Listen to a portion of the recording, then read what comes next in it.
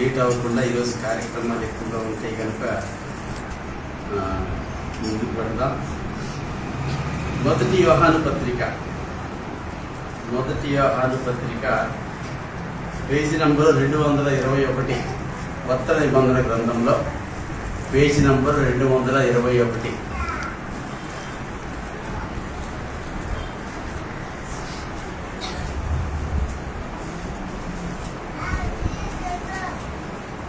తీసారమ్మా, మంచిది.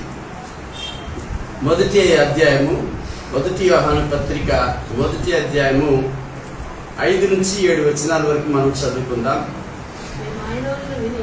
ఒక్క నిమిషం, అందరం కలిపి చదువుదాం. బైబిల్ ఉన్న వాళ్ళందరూ కూడా దయచేసి తీయండి.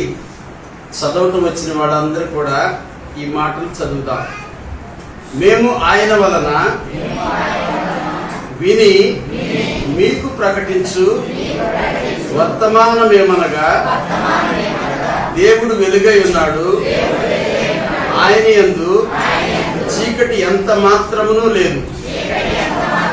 ఆయనతో కూడా సహవాసము గలవారమని చెప్పుకొని చీకటిలో నడిచిన ఎడల మనము అబద్ధమాడుచు సత్యమును జరిగింపకుందుము. అయితే ఆయన వెలుగులో నున్న ప్రకారము మనమును వెలుగులో నడిచిన ఎడల మనము అన్యోన్య సహవాసము గలవారమై ఉందుము. అప్పుడు ఆయన కుమారుడైన యేసు రక్తము ప్రతి పాపము నుండి మనలను పవిత్రులనుగా చేయును. చాలండి, చిన్న ప్రార్థన చేసుకుందాం. ప్రభువా, మీకు స్తోత్రములు నాయన, మీకు వందనాలు. చదువుకున్న ఈ లేఖన భాగంలో నుండి మాతో మాట్లాడండి. మాట్లాడుటకు నిలబడిన నేను బలహీన ప్రభువా, నన్ను మీ శిరుచాటున మరుగుపరిచి మీ ఆత్మాభిషేకం దయచేసి మీ నోటికి బోరగా చేసుకోమని, మీరు మాత్రమే మాట్లాడమని, మహిమ పొందమని యేసు నామమున ప్రార్థన అడిగి వేడుచున్నాము పరమ తండ్రి, ఆమేన్. హల్లెలూయా, హల్లెలూయా. ప్రియమైన దేవుని యొక్క పరిశుద్ధ గ్రంథము మొదటి యోహాను పత్రిక 1వ అధ్యాయము 5, 6, 7 వచనాలు మనం చదువుకున్నాం. 5వ వచనంలో ఒక మాట అంటాడు కదా, దేవుడు ఏమై ఉన్నాడు అంటే వెలుగై ఉన్నాడట. దేవుడు ఏమై ఉన్నాడు? వెలుగై ఉన్నాడు. ఆయనలో చీకటి ఏమాత్రం కూడా లేదు కదండి. దేవుడు వెలుగై ఉన్నాడు, ఆయనలో చీకటి ఏమాత్రము కూడా లేదు. అయితే ఒకప్పుడు మనము చీకటి అయి ఉన్నాం. ఒకప్పుడు అనగా రక్షింపబడక మునుపు లోకంలో ఉండినప్పుడు మనం ఏమై ఉన్నామంటే చీకటి అయి ఉన్నాం. అంటే వెలుగు గురించి మనకు తెలియదు, దేవుడి గురించి మనకు తెలియదు. ఇంకా చెప్పాలి అంటే సత్యం ఏంటో మనకు తెలియదు. మనకు తెలిసిందే సత్యం అంతే. ఒకప్పుడు అదే మనకు తెలిసింది సత్యం కాదు, సత్యం అనేది ఒకటి ఉన్నది అనే విషయం మనకు అప్పుడు తెలియదు. ఎందుకు ఈ మాట చెప్తున్నాను అంటే, మనకి సత్యం ఏంటో తెలియనప్పుడు, దేవుడు వెలుగై ఉంటాడనే విషయం మనకు తెలియనప్పుడు, మన పూర్వీకులు మన పెద్దలు చెప్పిన రీతిగా ఇదిగో ఇది దేవుడు అంటే రాయిని తీసుకొచ్చి అక్కడ పెట్టి దేవుడు అంటే మన మొక్కం అంటే ముఖ్యం మనకు తెలియదు. మన పూర్వీకులు మన పితరులు ఎలా నడిపిస్తే అలా నడుచుకుంటూ వచ్చాం. కానీ దేవుడు కనికరం కలిగిన దేవుడు, మనల్ని ప్రేమిస్తున్న దేవుడు. ఆయన ఏం చేశాడంటే మనల్ని ప్రేమించి సత్యాన్ని బయలుపరిచాడు. దేవుడికి స్తోత్రం. మనల్ని ప్రేమించి ఏం చేశాడంటే, మనం చీకటిలో ఉండటం ఆయనకి ఇష్టం కాదు కనుక మనం అజ్ఞాతం లేకపోతే ఇంకా చెప్పాలి అంటే మనము అనామకులుగా ఏమి తెలియని వారిగా ఉండటం ఆయనకి ఇష్టం కాదు కనుక సత్యాన్ని మనకు బయలుపరిచి, సత్యాన్ని తెలియపరిచి మీరు సత్యంలో నడవండి అని, ఇదిగో దేవుడు లోకములకు ఏమై ఉన్నాడు? వెలుగై ఉన్నాడు. ఆ వెలుగు గురించి తెలుసుకోవాలి, ఆ వెలుగులో మనం నడుచుకోవాలి అని చెప్పేసి దేవుడు చెప్తే, మనకు వెలుగిస్తున్నటువంటి సూర్యుడేమో దేవుడు అని చెప్పేసి, వెలుగు ఎవరిస్తున్నారు? ఎవరి ద్వారా కలుగుతుంది లోకానికి? భూమండలానికి సూర్యుని ద్వారా కలుగుతుంది కదా. అయితే ఇదే దేవుడు అని చెప్పేసి మనుషులు ఏం చేశారంటే సూర్య భగవానుడు అని దేవుడు అని చెప్పేసి ఆ విధంగా సూర్యుని పూజించడం మొదలు పెట్టారు. కానీ దేవుడు సూర్యుడిని, చంద్రుని కూడా, నక్షత్రాన్ని కూడా కలెక్ట్ చేసిన వాడు, సృష్టికర్త. ఆయన నిజమైన వెలుగు. ఈ వెలుగు ఏదైతే ఉందో, సూర్యుని వెలుగు, అది కొన్ని రోజులకి మసకబారిపోతుంది. ఆ సూర్యుని మేఘాలు అడ్డుకోగలవు. మేఘాలు ఏం చేయగలవు? అడ్డుకొని ఆ వెలుగు రాకుండా ఆపగలవు. అంత శక్తి ఉంది మేఘాలకు కూడా. మీకు గమనించండి, మీకు ఐడియా ఉందో లేదో. పట్టపగలు చెమ్మ చీకటి కలెక్ట్ చేసేటువంటి శక్తి మేఘాలకు ఉంది. దేవుడు మేఘాలకు అటువంటి శక్తిని ఇచ్చాడు. మరి అటువంటిప్పుడు ఈ వెలుగు ఏమైపోతుంది? మేఘాలు మాటన ఆగిపోవాల్సిందే. కానీ దేవుణ్ణి ఏ మేఘం కూడా ఆపలేదు. దేవుని వెలుగును ఏ శక్తి కూడా ఆపలేదు. అది నిజమైన వెలుగు అంటే. అర్థమవుతుందండి? నిజమైన వెలుగుని ఏ ఒక్కరు కూడా ఆపలేరు. అది దేవుని వెలుగు. దేవునికి స్తోత్రం, హల్లెలూయా. ఇంకా గమనిస్తే ఒక మాట మనం జ్ఞాపకం చేసుకుంటే, దేవుడు అటండి చీకటిలో కూడా వెలుగు ప్రకాశింప చేసి ఎవరి మీదైతే ఉదయిస్తాడో, ఎవరి మీదైతే ప్రకాశిస్తాడో వారు దేవుని వెలుగు పొందుకుంటారు. అర్థమైందండి? వారు ఏం చేస్తారు? చిమ్మ చీకటిలో కూడా దేవుడు వారి మీద వెలుగు ప్రకాశింప చేస్తాడు. ఆ వెలుగును వాళ్ళు చూడగలుగుతారు. చూసిన తర్వాత ఇక వాళ్ళు వెలుగు సంబంధులుగా మారిపోయి వెలుగులో నడవటం ప్రారంభిస్తారు.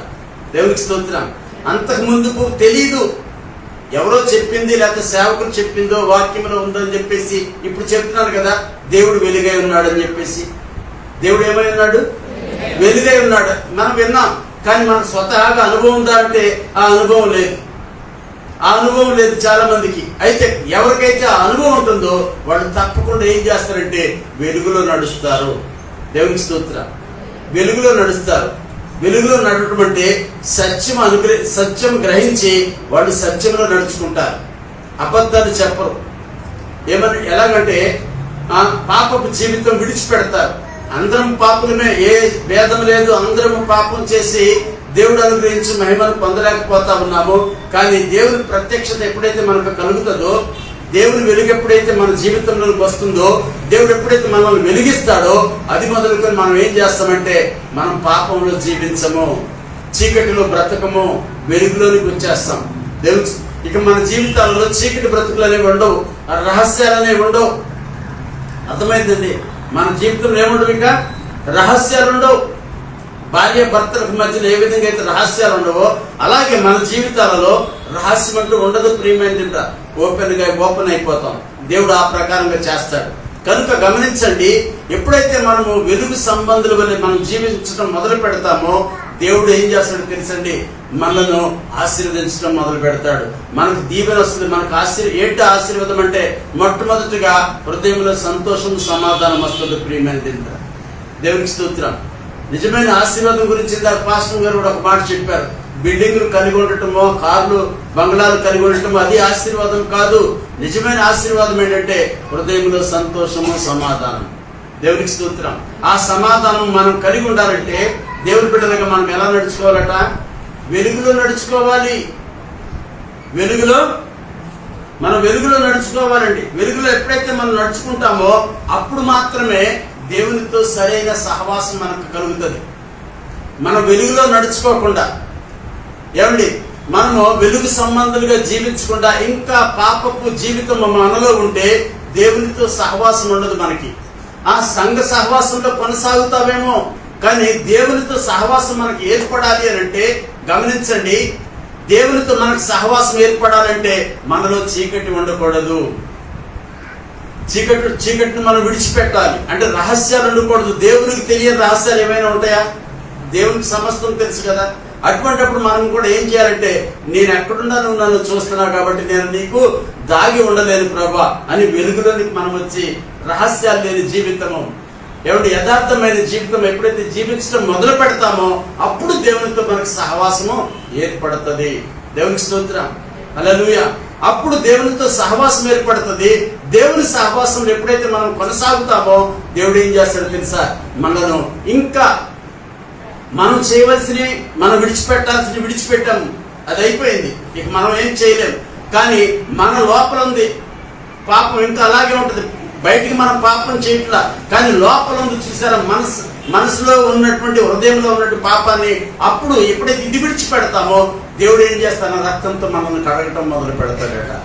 దేవునికి స్తోత్రం, హల్లెలూయా. చూడండి, ఆ మాట అంటాడు ఏమనంటే, ఆయనతో కూడా 6వ వచనం, ఆయనతో కూడా సహవాసము గలవారమని చెప్పుకొని చీకటిలో నడిచిన ఎడల మనము అబద్ధమాడుచు సత్యము జరిగింపకుందుము. దేవునికి స్తోత్రం. దేవునితో సహవాసం కలవారని చెప్పుకుంటూ ఇంకా మనం చీకటిలో నడిస్తే, అంటే పాపపు జీవితం మనలో ఉంటే, మన బ్రతుకులో ఉంటే, మన నడవడికలో, మన ప్రవర్తనలో ఉంటే మనం అబద్ధం ఆడేవారంగా ఉంటున్నాం. వాక్యం చెప్తున్న మాట. కాబట్టి ప్రియమైన ఎప్పుడైతే మనము ప్రభు యేసు క్రీస్తుని రక్షకుడుగా అంగీకరించిన తర్వాత, ఏమంటే సత్యం మనకి తెలిసిన తర్వాత, ఏంటి సత్యమో? నా బ్రతుకు ఆయన చూస్తున్నాడు, ఆయనకి మరుగైంది ఏదీ లేదు. నేను ఏ అడుగు వేసినా, ఏ మాట మాట్లాడినా, అంటాడు కదా ఒక భక్తుడు, అంటాడు, మాట నా నోటిలోనికి రాకమునిపే ఆయనకి తెలిసిపోతుందని అంటాడు. ఇక మనం మాట్లాడలేదు, మనం మాట్లాడబోతున్నాం, కానీ మనం ఏం మాట్లాడబోతున్నామో ఆయనకి తెలిసిపోద్దట. అంత శక్తి కలిగిన దేవుడు మన దేవుడు. మనం ఏం మాట్లాడతామో, ఏ ఆలోచన కలిగి ఉంటామో సమస్తం కూడా ఆయనకి తెలుస్తూ ఉంటుంది. అటువంటిప్పుడు మనం ఎక్కడా తప్పించుకోగలం చెప్పండి? తప్పించుకోలేము కదా. అందుకని ఆ చీకటిని విడిచిపెట్టి వెలుగులో మనం నడిచినట్లయితే దేవునితో సహవాసం ఏర్పడుతుంది. దేవునికి స్తోత్రం. విడిచిపెట్టకుండా ఆ చీకటిలోనే ఇంకా మనం కొనసాగుతూ, నేను దేవుని నమ్ముకున్నాను, దేవుని సన్నిధిలో సహవాసంగా కొనసాగుతున్నానంటే మనం అబద్ధం చేసిన వారం అవుతామని దేవుని వాక్యం ఇక్కడ మనకు తెలియపరుస్తా ఉంది. అయితే తర్వాత మాట చూడండి, మనము అబద్ధం ఆడుచు సత్యమును జరిగింపకుందుము. అయితే ఆయన వెలుగులో ఉన్న ప్రకారము మనమును వెలుగులో నడిచిన ఎడల మనము అన్యోన్య సహవాసం గల వారమై ఉందుము. అప్పుడు ఆయన కుమారుడని యేసు రక్తము ప్రతి పాపము నుండి మనలను పవిత్రులుగా చేయను. దేవునికి స్తోత్రం, హల్లెలూయా. మనలను పవిత్రులుగా, మనం ఎవరం కూడా పవిత్రులం కాదండి. గమనించండి, మనం ఎవరం కూడా పవిత్రులం కాదు. మన ఇంకా చెప్పాలి అంటే, ఒక పూర్వం అంటే ఒక మాట చెప్తాను. ఏమంటే అంటే, ఆది కాండంలోనే బాల్యకాలం నుంచి ఇప్పుడు పిల్లలు ఉన్నారు, వాళ్ళు అపవిత్రులా పవిత్రులా అని అనుకుంటాం మనం. వాక్యం ఉంటుంది చూడండి, ఆది కాండం 6వ అధ్యాయంలో ఒక మాట మీకు చూడండి. వారు శారీరకంగా అపవిత్రులు కాకపోవచ్చు, కానీ వాక్యం ఏమంటుందో తెలుసండి.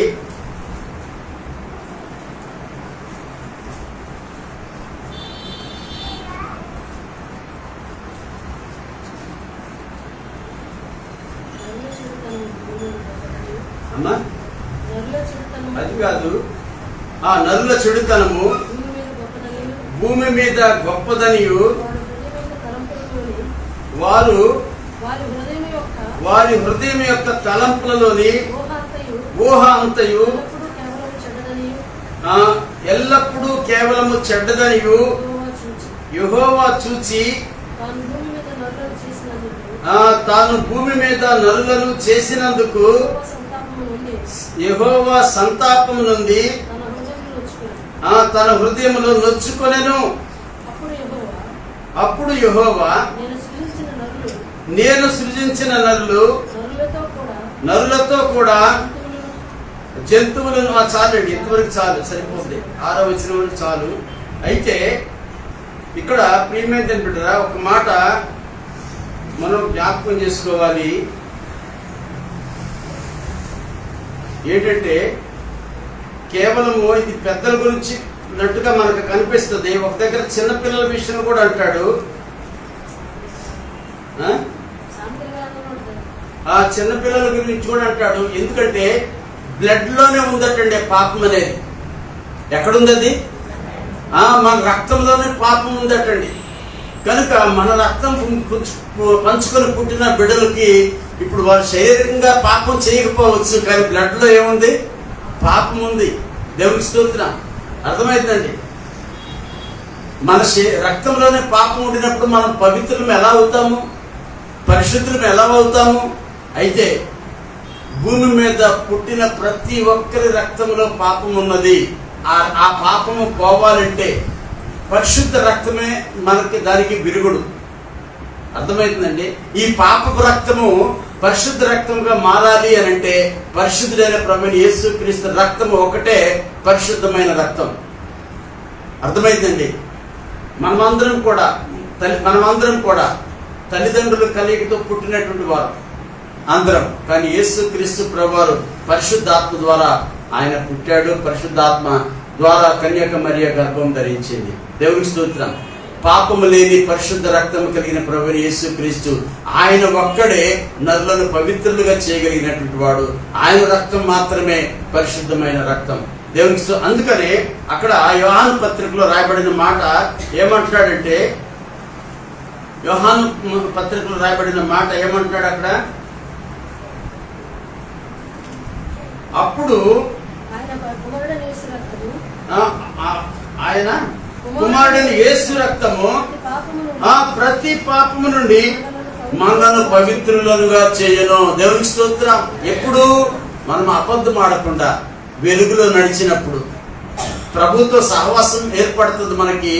ఆ ప్రభు ఏం చేస్తాడంటే మనల్ని సహవాసం అంటే మీకు ఒక మాట చెప్తున్నాను, ఫ్రెండ్షిప్ చేస్తేనే ఒకడి గురించి ఒకరికి తెలుస్తుంది, సహవాసం చేస్తేనే. అర్థమవుతుందా ఫ్రెండ్స్? ఈరోజు ఫ్రెండ్షిప్ డే. దేవునికి స్తోత్రం. ఈరోజు మీరు స్నేహితులైతే మీ స్నేహాన్ని బట్టి మీరు ఒకరికొకరు కంగ్రాట్స్ చెప్పుకోవచ్చు. మనకి మంచి స్నేహితుడు ఉన్నాడు. ఎవరైనా యేసుక్రీస్తు ప్రభువారు. దేవునికి స్తోత్రం. హల్లెలూయా. మనల్ని బాగా ఎరిగినవాడు ఆయన. ఏమని? మనం చాలా బలహీనులమని, ఇంకా పాపంలోనే ఉన్నామని ఆయన బాగా ఎరిగినవాడు. అయితే ఒకటి మాత్రం జ్ఞాపకం చేసుకోనండి, మనల్ని విడిపించే శక్తి కూడా ఆయనకే ఉంది, మనల్ని బలపరిచే శక్తి కూడా ఆయనకే ఉంది, మనల్ని ప్రేమించే మనసు ఆయనది. దేవునికి స్తోత్రం. యేసుక్రీస్తు ప్రభు నిజమైన స్నేహితులు కదా. మనల్ని ప్రేమించి ఏమండి మన కొరకు ప్రాణం పెట్టిన వాడు ఆయన. దేవునికి స్తోత్రం. అర్థమైందండి. మనకంటే ఒక మాట మీకు జ్ఞాపకం చేస్తున్నాను, స్త్రీలు కావచ్చు పురుషులు కావచ్చు స్నేహితులు అందరికీ ఉంటారు. నమ్మదగిన స్నేహితుడు ఆయన. ఈ స్నేహితుడు కొన్నిసార్లు మన నమ్మకానికి సరిపడా ఉండకపోవచ్చు. నేను ఎలా అనుకోలేదు అలా అనుకోలేదు అని తర్వాత మనం బాధపడతాం. కానీ మనకి అందరిని ప్రేమిస్తూ నమ్మదగిన స్నేహితుడిగా యేసుక్రీస్తు ప్రభువారు ఉన్నారు. దేవునికి స్తోత్రం. హల్లెలూయా. ఆయన మనకి ఏం చేస్తాడు, మన కొరకు ఏం చేశాడో తెలుసా? మన కొరకు ప్రాణమే పెట్టాడు, రక్తం చిందించాడు. ఎందుకు? మనను పవిత్రులుగా చేయటానికి, మనల్ని పరిశుద్ధులుగా చేయటానికి. దేవునికి స్తోత్రం. హల్లెలూయా. ఆ రక్తంలో మనం కడగబడాలి. ఆ రక్తము మనకు కావాలి. ఆ రక్తం లేకపోతే మనం ఇంకా అపవిత్రులుగానే ఉండిపోతాం. ఏమండి? ఏ అపవిత్రుడు కూడా నిత్య రాజ్యంలో ఉండలేడు, చేరుకోలేడు. గమనించాలి. ఏ అపవిత్రుడు కూడా ఏమైపోతాడు? ఆ నిత్య రాజ్యం అనే పరలోక రాజ్యానికి వెళ్ళడానికి అర్హత ఉండదు, అర్హుడు కాడు. కనుక మనం పరలోక రాజ్యం చేరుకోవాలి అంటే ఇందాక పాస్టర్ గారు ఒక మాట చెప్పాడు. ఏమని చెప్పారు? ఆయన రాకడ సమీపంగా ఉంది. మనం అందరం ఎత్తబడతాం. పవిత్రులు మాత్రమే ఎత్తబడతారు, అపవిత్రులు విడవబడతారు. అర్థమవుతుందండి. పవిత్రులు మాత్రమే ఎత్తబడతారు, అపవిత్రులు విడవబడతారు. విడవబడటం బహుఘోరం. చాలా శ్రమలు చూడాల్సి వస్తుంది. కొన్ని విషయాలు అంటే చూడకూడని విషయాలు చూడవలసి వస్తుంది, వినకూడని మాటలు వినవలసి వస్తుంది. మీరు నమ్మండి నమ్మకపోండి, ఒక మాట నేను చెప్తున్నాను మీకు. టీవీలో ఎంతమంది చూశారో నాకు తెలియదు, నేను కూడా చూశాను. అయితే కేరళలో వైనాడులో జరిగినటువంటి ఘోరం, కేరళలో వైనాడులో జరిగిన ఘోరం టీవీలన్నీ మనకు చూపించలేదండి. ఎందుకంటే సెన్సార్ ఉంటుంది, ప్రజలు భయపడిపోతారని చెప్పేసి కట్ చేసి చూపించగలిగినంతవరకే చూపిస్తారు, అంతే. భయంకరమైన అక్కడ పరిస్థితులు ఉన్నాయి, మీకు తెలుసో తెలియదు. వరదలో కొట్టుకొచ్చి గుట్టలు పడిపోయేటువంటి డెడ్ బాడీస్ వరదలో కొట్టుకొచ్చి రాళ్ల మధ్యలో నలిగిపోయి చితికిపోయి తలలు తెగిపోయి చేతులు ఎరిగిపోయి కొంతమంది ఎవరు చంపలే. వరదలో అలా అయిపోయింది. అందరూ ఒక దగ్గర పొగబడిపోయారు, పైనుంచి మట్టి కప్పేసింది. ఒక ఆయన చెప్తాడు, ఇప్పుడు నేను ఇక్కడ నిలబడి ఉన్నాను కదా, దీని కింద 30 మంది శవాలు తీశారు, అక్కడే నేను నిలబడి ఉన్నాను అని అంటాడు. ఏమండి, ఆ 30 మందిలో అందరికి కాళ్ళు లేవు, అందరికి తలలు లేవు, కొంతమందికి బాడీ పార్ట్స్ మాత్రమే ఉన్నాయటండి. ఏమైపోయింది? రాళ్ళ మధ్యలో నలిగిపోయాయి, ఏమండి, కట్ అయిపోయి. అంత భయంకరమైన పరిస్థితి. అంటాడు కదా, మాలోనే కొంతమంది చాలా స్ట్రాంగ్ గా ఉంటారు. ఎన్డీఆర్ఎఫ్ అని అంటారు కదా, ఏమంటారు వాళ్ళని? ఎన్డీఆర్ఎఫ్ అంటే ఆ యొక్క ఏమంటే ఈ ఆపత్కాలంలో ఇటువంటి పరిస్థితులప్పుడు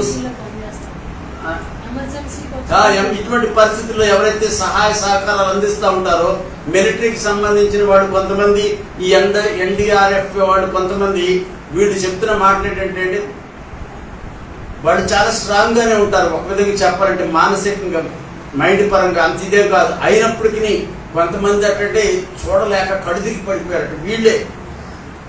వీళ్ళు స్ట్రాంగ్ గా ఉంటారు, వీళ్ళు కూడా ఆ పరిస్థితి అక్కడ చూడలేక కళ్ళు తిరిగి పడిపోయారటండి. అంత భయంకరమైన పరిస్థితి అక్కడ. విడవబట్టం ఎంత ఘోరమో చూడండి. అంటే మీకు ఒక్క మాట చెప్పి నేను ముందుకు వెళ్తాను. ఒక్క మాట చెప్పి, ఆ మాట మీకు చెప్తే చాలా ఇదనిపిస్తుంది. విడవబడినటువంటి వారి గురించి నేను చెప్తున్నాను. విడవబడుట బహుఘోరం అనే మాట చెప్పారు కదా. విడవబడుట, ఈ కన్ను ఉంది కదా, కంట్లోంచి పురుగులు వచ్చేస్తాయట, ప్రాణం పోదు. కంట్లోంచి ఏమొస్తుంది? కళ్ళు కనిపించవు, ఒక కన్ను కనిపిస్తుంది, ఒక కన్ను కనిపించి పాడైపోయింది ఒక కన్ను. పురుగులు వచ్చేస్తూ ఉంటాయి. ఆ పురుగులతోనే మనం జీవించాలి. ఎలా ఉంటుందో చూడండి, ఎంత భయంకరంగా ఉంటుందో పరిస్థితి. మీరు ఎప్పుడన్నా విన్నారా? గొర్రెకి తలలో మెదడులో ఒక పురుగు ఉంటుందట. విన్నారా మీరు? చూసారా ఎప్పుడన్నా? చూడలేదా? మీరు ఎప్పుడన్నా మేక కానీ గొర్రె కానీ తలకాయ మాంసం మీరు అడగండి, మీ ముందు కొట్టమని చెప్పండి, నిజంగా కొడతాడు. మాంసం ఇచ్చే అతను ఆ మెదడులో ఒక పురుగు ఉంటుంది. పురుగు తీసి మనకు మెదడు ఇస్తాడు. కొంతమంది మెదడు బ్రదర్స్ 3 ఉంటాయా? నేను ఒకటే చూసా, ఆయన 3 ఉంటాయి అంటున్నాడు. దేవునికి స్తోత్రం. మెదడులో పురుగు పెట్టుకొని అది బ్రతుకుతుందంటే మన మెదడులో పురుగులు ఉంటే ఎలా ఉంటుంది పరిస్థితి?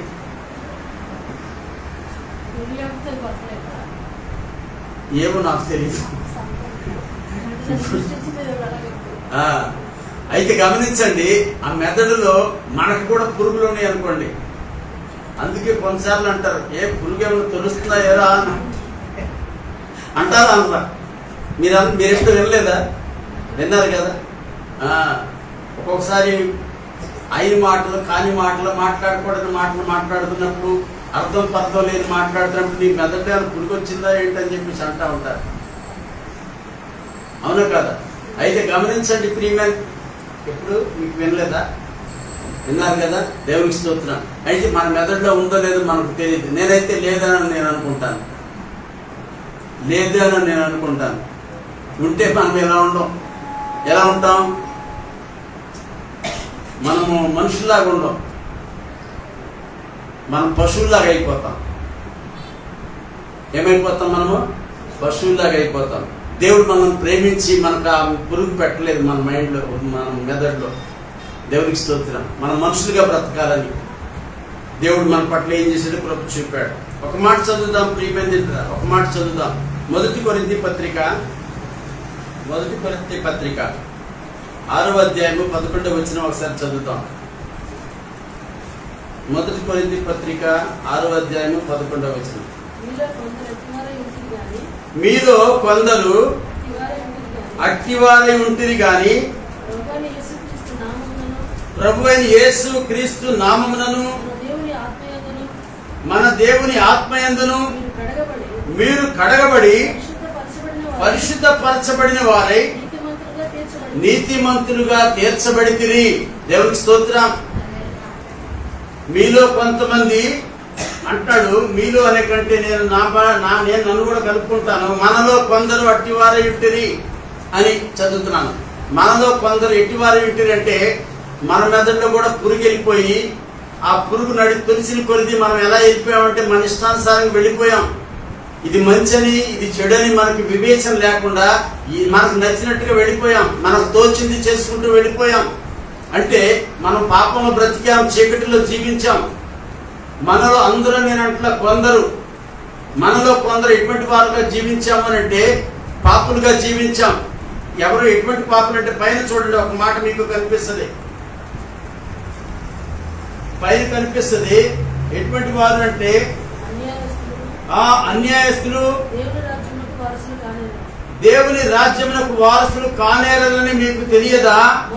మోసపోకుడి జారులైనను విగ్రహారాధికులైనను వ్యభిచారులైనను ఆడంగితనము గలవారైనను పురుష సంయోగులైనను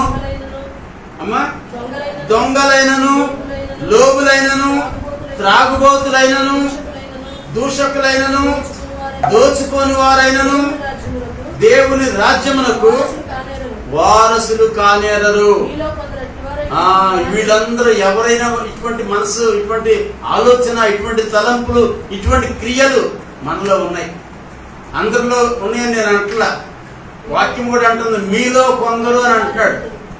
మీలో కొందరు అంటే మనలో కొందరు ఇటువంటి పరిస్థితుల్లో ఉన్నారు, బంధకాలలో ఉన్నారు, ఇటువంటి బలహీనతలు కలిగి ఉన్నారు. అయితే దేవుడు కృపగల దేవుడు, మనల్ని ప్రేమిస్తున్న దేవుడు, మనల్ని క్షమించి ఆయన కనికరించి మనల్ని శుద్ధి చేయాలని ఆయన ఆశపడతా ఉన్నాడు. అర్థమైందండి? మనము దొంగలుగా ఉన్నాము, అబద్ధికులుగా ఉన్నాము, వ్యభిచారులుగా ఉన్నాము, మోసగాండ్రుగా ఉన్నాము.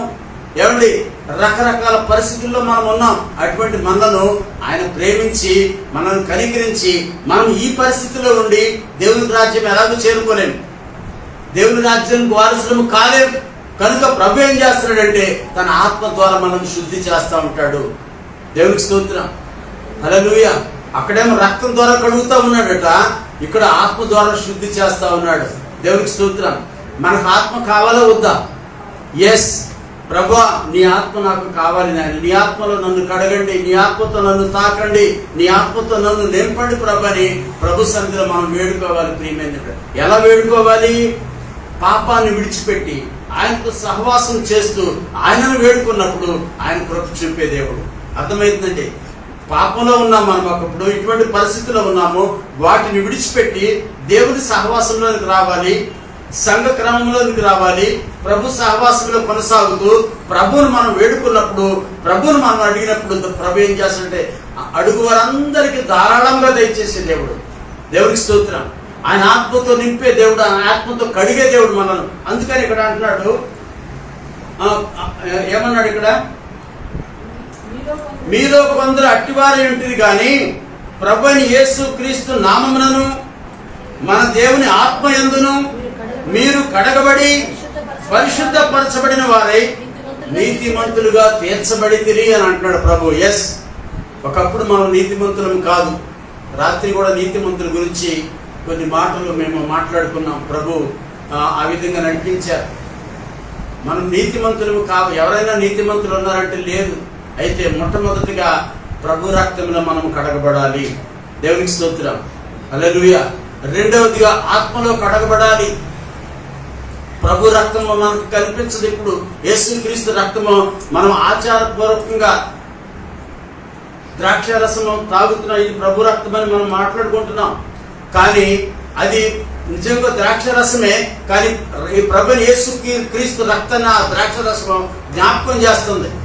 అర్థమైందండి? అది రక్తం కాదు, ద్రాక్ష రసమే వాస్తవానికి. కానీ ప్రభు రక్తాన్ని జ్ఞాపకం చేస్తా ఉంది. అర్థమైందండి? అయితే ఇక్కడ దేవుని ఆత్మలో మనము కడగబడాలి. అర్థమైందండి? అప్పుడే మన ఆత్మలో మన మనస్సాక్షి శుద్ధి చేయబడుతుంది. ప్రియమైనది కూడా గమనించండి. ఈ కడగబడే అనుభవం మనకు లేకపోతే మనం ప్రభువులో ఆనందించలేము, ప్రభువులో మనం సంతోషించలేము. ప్రియమైనది కూడా గమనించాలి. మనము ఒక స్టెప్, ఒక మెట్టు ఎదగలేము. ఎక్కడ వేసిన గొంగళి అక్కడే అన్న చందంలో మనం ఉండిపోతాం.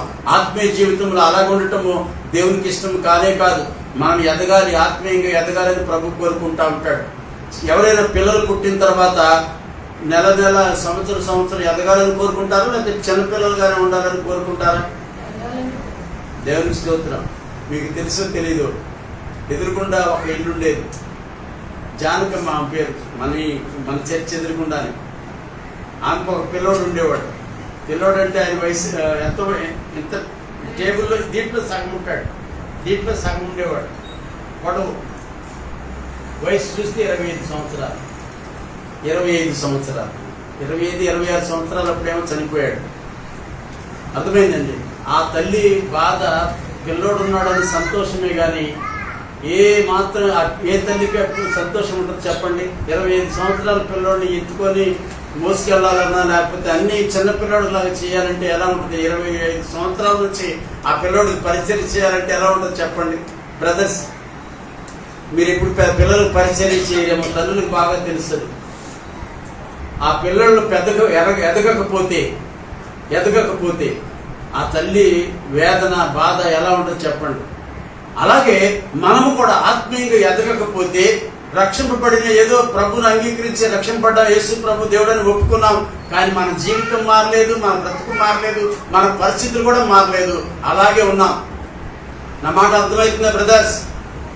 దేవుని సన్నిధిలో కొనసాగుతూ మన బ్రతుకు మార్చుకోకుండా, మన జీవితాలు మారకుండా, ఏమంటే మన ఆలోచన విధానం మారకుండా పూర్వంలాగే మనం కొనసాగుతున్నాం అనుకోండి, పేరుకు మాత్రమే బాప్తిజం తీసుకున్నాం, రక్షింపడ్డాం, దేవుని సంఘంలో కొనసాగుతున్నాం, సహవాసంలో కొనసాగుతున్నాం, దాన్ని బట్టి దేవుడు సంతోషిస్తాడా? ఇంకా మనం పసిబిడ్డల్లాగే కనిపిస్తాం ఆయనకి. ఎలా కనిపిస్తామో? పసిబిడ్డలుగా చూసినట్టుగానే మనం చూస్తాడు. ఎందుకు? మనలో మార్పు రాలేదు, తెలియదు, ఇంకా మనం అజ్ఞానంలోనే ఉన్నాం. అర్థమైందండి? సత్యం మనకి గ్రహించుకున్నాం, ఆయన శక్తిని మనం ఎరగకున్నాం, ఇంకా మనము చీకటి బ్రతుకులనే బ్రతుకుతున్నాం. యేసు ప్రభుని అంగీకరించక మునుపు ఏ జీవితం జీవించామో ఇప్పుడు కూడా అదే జీవితం జీవిస్తా ఉంటే ఆయన సంతోషిస్తాడంటే ఏమాత్రం సంతోషించడు. మనము ఏమిటి క్రమక్రమంగా ఒక్కొక్క బలహీనత నుంచి విడిపించబడి సత్యాన్ని గ్రహిస్తూ ఆయనతో సహవాసంలో ఉంటూ ఇంకా సత్యంలో ఎదగాలని ఆయన కోరుకుంటా ఉంటాడు. ఆయనతో సహవాసంలో ఎదుగుతూ ఇంకా మనము పోయినసారి ఒక మాట చెప్పుకున్నాం, ఉపవాస దినం కొడుకులో ఒక మాట మనం ధ్యానించుకున్నాం. అది బంగారమే, కానీ కొలిమిలో వేస్తాడట. ఎందుకు? అది మేలిమి బంగారం అవడం కోసం. మనం ఒకవేళ ప్రభు సన్నిధిలో కొనసాగుతూ పాపం విడిచిపెట్టాము, యథార్థంగా పరిశుద్ధంగా జీవిస్తున్నాము, దేవునితో సహవాసంలో ఉన్నాము, ఏమండి దేవుని ఆత్మతో నింపబడుతున్నాము, ఆయన రక్తంలో కడగబడ్డాము, అయినప్పటికీ ప్రభు ఏం కోరుకుంటారో తెలుసండి? ఇంకా మనం ఇంకా పవిత్రం కావాలి, ఇంకా పరిశుద్ధతలోకి రావాలి, ఆయన స్వరూపం మనలో రావాలని ప్రభు కోరుకుంటా ఉంటాడు. నా మాట అర్థమైందండి? కేవలము ఏదో ఒకసారి కడగబడ్డాము, లేకపోతే ఆత్మతో నింపబడ్డాము, అది ఓకే, కానీ చాలు, ఇంకా మనం ఇంకా ఎదగాలని, ఆయన స్వరూపం మనలోకి రావాలని ప్రభు ఆశపడుతూ ఉంటాడు. అర్థమైందండి? కనుక ప్రియమైన దేవుడు గమనించండి, మనము పూర్వం ఎటువంటి వారము పైన చదువుకున్న కొన్ని విషయాలు, కొరింథీ పత్రికలో కొన్ని విషయాలు మనం చదువుకున్నాం. పూర్వం మనం దొంగలుగా ఉన్నాం, వ్యభిచారులుగా ఉన్నాం, లేకపోతే దోచుకునే వారిగా ఉన్నాం, మోసం చేసేవారిగా ఉన్నాం. ఏమండి ఇంకా ఏమంటాడు? రకరకాల పరిస్థితులు మనలో ఉన్నాయి, అయినప్పటికీ దేవుడు ఏం చేస్తున్నాడంటే మోసపోవద్దు అని చెప్పేసి అంటున్నాడు. మనం దేవుని రాజ్యానికి వారసులు కావాలి అని అంటే మాత్రము తప్పకుండా మనం వెలుగులోనికి రావాలి, అనగా దేవునిలోనికి రావాలి. దేవుని వెలుగు ఎవరంటే ప్రభువైన యేసు క్రీస్తు. అర్థమైందండి? దేవుని వెలుగు అని ఎవరికి పేరు పెట్టబడింది? యేసు క్రీస్తు ప్రభువుకి వెలుగు అని పేరు పెట్టబడిందండి. మీకు ఇంకా చెప్పాలి అంటే మీరు యోహాను సువార్త 1వ అధ్యాయం కనుక చదివినట్లయితే నిజమైన వెలుగు ఉండేది అని అంటాడు. యేసు ప్రభు గురించి ఒక మాట మాట్లాడతాడు చూడండి, 1వ అధ్యాయంలో. నిజమైన వెలుగుండెను, అది లోకంలోనికి వచ్చి ప్రతి మనుషుని వెలిగించుచున్నది, లోకము ఆ వెలుగును గ్రహింపకుండేను అని అంటాడు. చూడండి,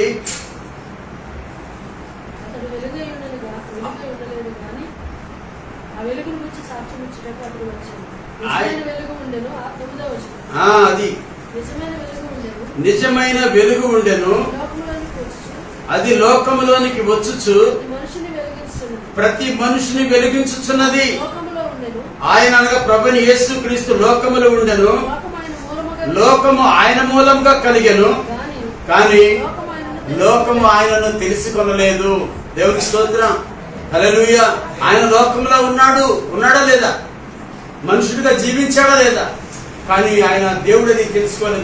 మామూలు మనుషులు అనుకున్నారు, అంతే, నార్మల్ అనుకున్నారు, మామూలు మనిషి అనుకున్నారు. కానీ నిజంగా ఆయన దేవుడని, ఆయనే సృష్టికర్త అని, ఈ లోకమును కలగ చేసింది ఆయన అని మనుషులు తెలుసుకోలేకపోయారు. ప్రియమైన అర్థమైందండి. కనుక గమనించండి, ఇక్కడ మనం కూడా ఎక్కడి నుంచి లోకంలో ఉన్నాము. లోకమంతా చీకటి ఉంది. లోకంలో ఏముందండి? చీకటి అంటే పాపం. లోకంలో ఏముందంటే చీకటి. మనం కూడా చీకటిలోనే ఉన్నాం. ప్రభువు యేసుక్రీస్తుని అంగీకరించాం, అంటే వెలుగును అంగీకరించాము. ఇప్పుడు మనం ఏం చేయాలంటే చీకటిలో నుంచి వెలుగులోనికి వచ్చాం కదా. వెలుగు అనగా ప్రభువు యేసుక్రీస్తు ప్రభుని అంగీకరించి వచ్చినటువంటి మనము వెలుగులో నడవాలని ఆయన కోరుకుంటున్నాడు. వెలుగులోనే నడవాలని ఆయన కోరుకుంటాడు. ప్రభువు యేసుక్రీస్తుని అంగీకరించి వెలుగులో నడుస్తున్నామని చెప్పుకుంటూ మనం చీకట్లో నడిచామనుకోండి, మన అబద్ధం ఆడేవారంగా ఉంటాం. మనం వెలుగులో నడవట్లేదు. అక్కడ చెప్పబడిన మాట అది. కనుక ప్రియమైనదిరా, గమనించండి. ఒక మాట మనం చదువుకుందాము. యెషయా గ్రంథంలో ఒక మాట చూడండి. యెషయా గ్రంథం ముగించుకుందాం. యెషయా గ్రంథం ఒకసారి చూడండి, 4వ అధ్యాయము.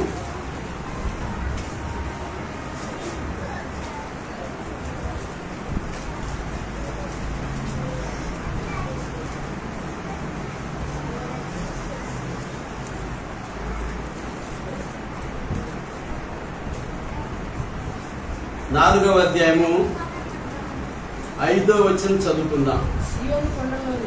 సియోను కొండలోని ప్రతి నివాస స్థలము మీదను దాని ఉత్సవ సంగముల మీదను పగలు మేఘ ధూమములను రాత్రి అగ్ని జ్వాల ప్రకాశమును యెహోవా కలుగజేయును. మహిమ అంతటి మీద వితానముండును. దేవునికి స్తోత్రం. అయితే గమనించండి, ఒక మాట మనం పైనుంచి చదివితే కానీ ఇది కొంచెం అర్థం కాదు.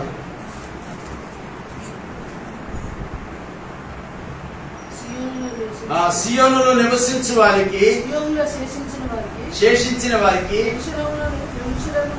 యెరూషలేములో నిలవబడిన వారికి అనగా జీవం పొందుటకై యెరూషలేములో దాఖలైన ప్రతి వానికి పరిశుద్ధులని పేరు పెట్టుదురు. తీర్పు తీర్చు ఆత్మ వలన, దహించు ఆత్మ వలనను ప్రభువు ఆ సియోను కుమార్తెలకున్న కల్మషమును కడిగివేయినప్పుడు, ఇది కావాలి, యెరూషలేమునకు తగిలిన రక్తమును దాని మధ్య నుండి తీసివేసి దాన్ని శుద్ధి చేయనప్పుడు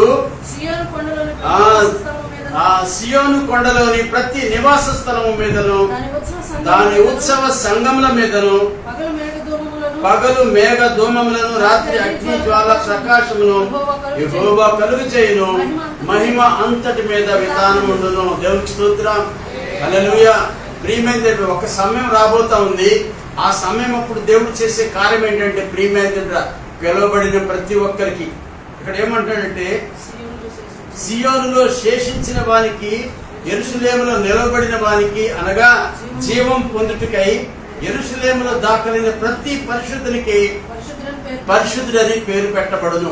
దేవునికి స్తోత్రం. హల్లెలూయా. ప్రియమైన యెరూషలేములో దాఖలైన ప్రతి వారికి కూడా పరిశుద్ధుడని పేరు పెట్టబడతారు. ఇప్పుడు మనమందరం కూడా ఆయన దృష్టిలో పరిశుద్ధులం. మీరు ఒప్పుకుంటారా? ఒప్పుకోరా ఈ మాట? మనమందరం కూడా దేవుని దృష్టికి పరిశుద్ధులం. మనం ఒకప్పుడు అపవిత్రులమే. ఆయన ఏం చేశాడంటే మన కొరకు రక్తం చెందించాడు. ఆ రక్తాన్ని మనం అంగీకరిస్తున్నాం కనుక తప్పకుండా ఆ రక్తము మనల్ని శుద్ధి చేస్తుందని మనం నమ్ముతున్నామా లేదా? యేసు క్రీస్తు రక్తము ప్రతి పాపం నుంచి మనల్ని ఏం చేస్తుంది? విడిపిస్తుంది, కడిగి శుద్ధి చేసేది. ఆ రక్తం మనం శుద్ధి చేస్తుందని మనం నమ్ముతున్నాం కనుక మనం నమ్ముతున్నప్పుడు మనం వెలుగులో నడుచుకోవాలని మాత్రమే ప్రభు కోరుతున్నాడు. అర్థమైందండి. పాపపు జీవితం మనలో ఉండకూడదు, అదే ఆయన కోరుకుంటాడు. ఆ విధంగా ఉండినప్పుడు దేవుడు ఏం చేస్తాడంటే మనతో ఆయన సహవాసంలో ఉండటానికి ఇష్టపడతాడు. ఏమండి, ఒక రోజు వస్తుందట, తీర్పు తీర్చు ఆత్మ వలనను దహించు ఆత్మ వలనను ప్రభువు సియోను కుమార్తెలకున్న కల్మషమును కడిగివేయినప్పుడు. సియోను కుమార్తెలు అంటే రక్షింపబడి సంఘముగా సంఘానికి ఒక పేరు కుమార్తె అని. అర్థమైందండి. ఏ విధంగా కుమార్తెలు అంటారో, స్త్రీ అని కూడా సంఘానికి ఒక పేరు, అలాగే కుమార్తెలని కూడా అంటారు. సంఘంలో కుమార్తెలతో చూస్తూ ఉంటాడు దేవుడు, అంత ప్రేమిస్తూ ఉంటాడు. ఆ కుమార్తెల కొరకు ఏదైనా చేస్తారు కదా, పేరెంట్స్ చేయరా, ఎంతో త్యాగం చేస్తూ ఉంటారు. అలాగే ప్రభు అయిన యేసుక్రీస్తు కూడా సంఘాన్ని ఒక కుమార్తెగా చూస్తున్నాడు. ఆయన మన తండ్రి. అర్థమైందండి. అయితే ఆయన ఏం చేస్తాడట, మనల్ని కడిగి పరిశుద్ధపరచుకుంటాడట, పరిశుద్ధులని మనకు పేరు పెడుతున్నాడట. ఆ విధంగా పరిశుద్ధులని పేరు పెట్టబడిన తీర్చబడినటువంటి వారు మాత్రమే అనిత్య రాజ్యంలో ఉంటారు, పరలోక రాజ్యానికి వారసులు అవుతారు. వెనకాల మనం చదువుకున్నాం, ఎక్కడ కొరింథీ పత్రికలో మనం చదువుకున్నాం, దొంగలు కానీ, వ్యభిచారులు కానీ, విగ్రహారాధికులు కానీ ఇటువంటి ఏమైనా మనలో ఉంటే మనం పరలోక రాజ్యానికి వారసులం కాలేమో. కాబట్టి ప్రియమైన గమనించండి.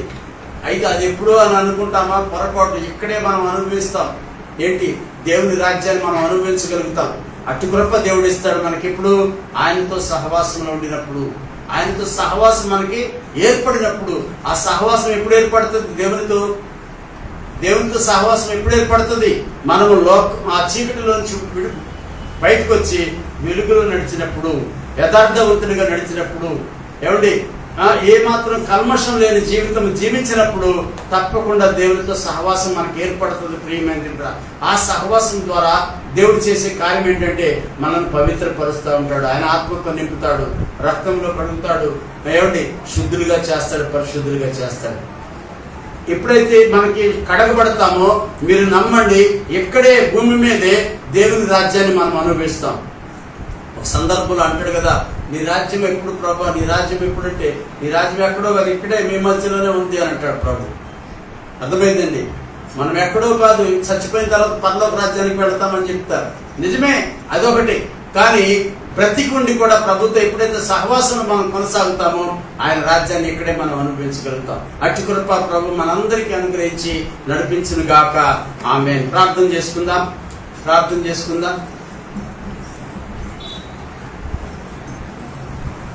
స్తోత్రం.